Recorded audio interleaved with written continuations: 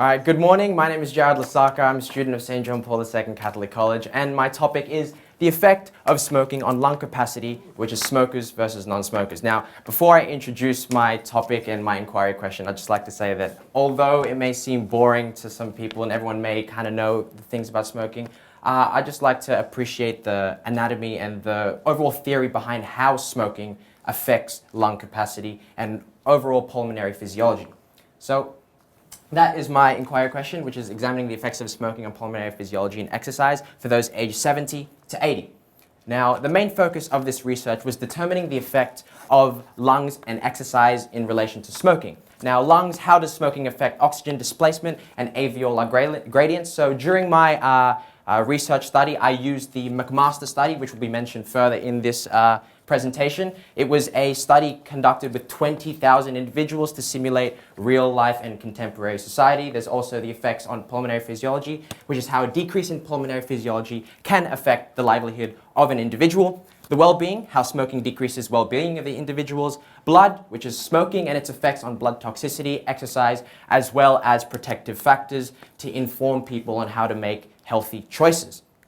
Now, firstly, I'd like to talk about what is pulmonary physiology. So, as seen on the presentation, a comprehensive respiratory function assessment service to identify disease and preventions against it, as well as the respiratory system, which I'm assuming you guys all know, helps your body absorb oxygen from the air so your organs can work, which is essentially a foundational building block to living a normal, healthy life. Now, the effects of smoking on organs, I have 5 listed right here: lungs, trachea, liver, heart, and stomach.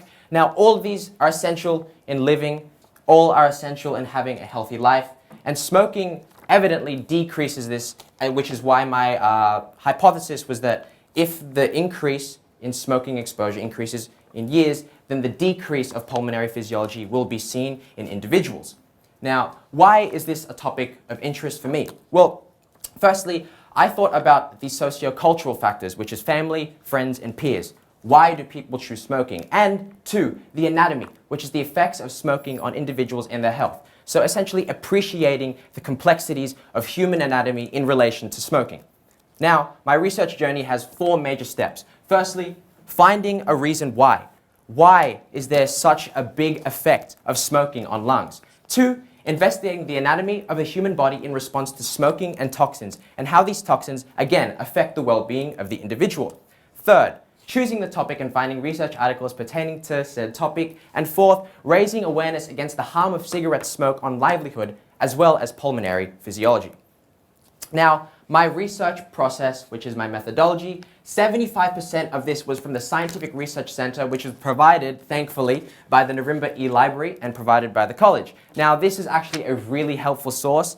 It allowed us to not only research from all around the world and cater towards our topic, but also include keywords and key phrases that cater towards our topic to make it more relevant. And 25% was also from Google Scholar and the University of New South Wales library articles. Now, the main resource, as mentioned before, was the McMaster Study of cardiopulmonary exercise testing. What is CPET? A test of a person's functional capacity, testing cardiac pulmonary, metabolic, and ventilatory systems in unison. Also, the duration of the duration as well as the demographic provided was 10 years from 2012 to 2022, which just ended actually in February of this year, and 20,000 subjects ranging from 18 to 70 to again simulate real-life scenarios and as well as cater to all ages.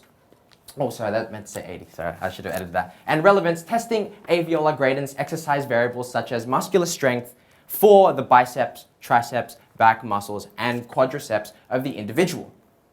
Now, this is one of my research results. So in my research, I had around 12 variables, which is way too much data. As my teacher, Ms. Fitzsimon, said, I had to cater towards the relevant variables to obviously support my hypothesis. So the first one was maximum power output. Now, maximum power output is defined as measured using CPET, is the maximal force of muscular strength. So, as seen in the graph provided here, there's a significant decrease from less than 10 years of smoking exposure to less than 40. So you can see there is a major decrease. So, in conclusion, smoking definitely does affect. But also the trend, as mentioned here, proportional decrease in MPO in relation to smoke exposure, again, seen in the graph.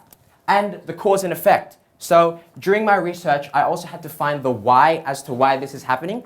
And due to oxygen displacement by carbon monoxide inhalation from the smoking of the cigarettes, there is a decrease in oxygen present in the blood for working muscle and muscle groups. So I take PDHPE2, which is why it was a really good way for me to not only extend my knowledge in PDHPE, but also increase my knowledge for my major work resource. So I found out that the less hemoglobin in the blood would basically mean less oxygen in the blood. Less oxygen creates a decrease in muscular power. The next one is VO2 max, which was again probably the most relevant variable as well as MPO for my chosen topic. Now MPO is the maximum rate of oxygen consumption measured during incremental exercise, that is exercise of increasing intensity. Now again, seen in the trend, there is a proportional decrease in VO2 max in relation to smoke exposure seen in the graph. And the cause and effect is that the toxins inhaled from cigarette smoke break the thin walls of alveoli, decreasing elasticity of air sacs in the lungs, causing a decrease in oxygen rate. And therefore, a decrease in oxygen rate would result in a decrease of oxygen consumption in the individual's body in relation to smoking exposure over the years. Now, I'd also like to mention that there were qualitative data in my topic research.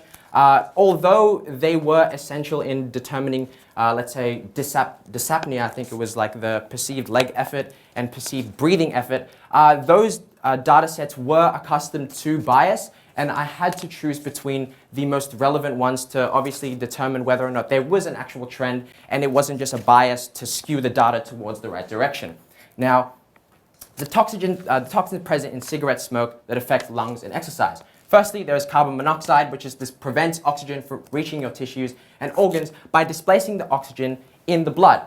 Tar, there's narrowing the small tubes, which is the bronchioles that absorb oxygen, and damaged cilia too, which are like thin, fine hairs in our body, like in our respiratory system. There's also thrombin, which acts as a coagulant in blood after inhalation, reducing blood flow to working muscles, again seen as a trend decreasing. Nicotine, you guys all know what nicotine does, makes you guys addicted to it. Benzene decreases breathing capacity and a major factor in stomach ulcers, which is why there are always stomach ulcer problems within patients or there is an increased abundance of stomach ulcers with smoking individuals. There's also a polonium-210, which was an interesting toxin, which is a carcinogen. Carcinogen is basically a substance or any agent with the ability to cause cancer, again, increasing the effects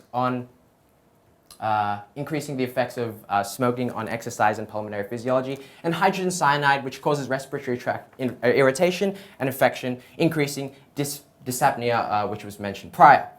Now, the test used to determine the comparison of two or more variables was the ANOVA test. Now, the ANOVA test was not in the syllabus. However, again, Ms. Fitzsimons came in clutch and taught us about that anyways, so thank you again. Control variable, which was essentially those with no smoking exposure, was compared to those with 10, 20, 30, and 40 years of smoking exposure, and the comparison between the two is seen in this next slide. Now, the ANOVA test seen on the left-hand side, there was the p-value provided, f-critical value provided, as well as the f-value. Now, the f-value was significantly higher than the f-critical, like around 700 values above, which essentially meant that the test was significant in providing the trend, as well as the p-value being less than the alpha, which was 0.05, meaning that we reject the null hypothesis and accept the alternate hypothesis, which says that there is an evident relationship between the two. And now, the ANOVA test for VO2 max on the right-hand side shows that there is, again, a significant difference with the f-value and the f-critical value, which basically said the test is significant, and p-value being slightly less than 0.05, which means, again, we accept the alternate hypothesis.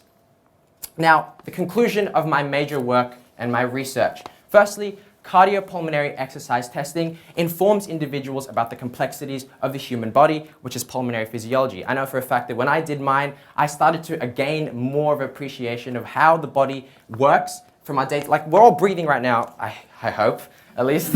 We're all breathing right now, and it essentially just makes you appreciate how the body works unconsciously. Like we're not choosing to breathe right now. We breathe because our body tells us to without us knowing. So it essentially just made me appreciate how the body worked. Exercise, how lungs are being a vital factor for exercise, decrease in pulmonary physiology and a decrease in exercise efficiency. So the more you smoke, the less exercise you can get efficiently. Livelihood, smoking decreases well-being, making everyday things harder to do, like climbing up the stairs, running 50 meters, essentially doing anything with your kids if you have kids or with your parents. And research, how research from young students like us can influence other generations to positively influence their health. Thank you all.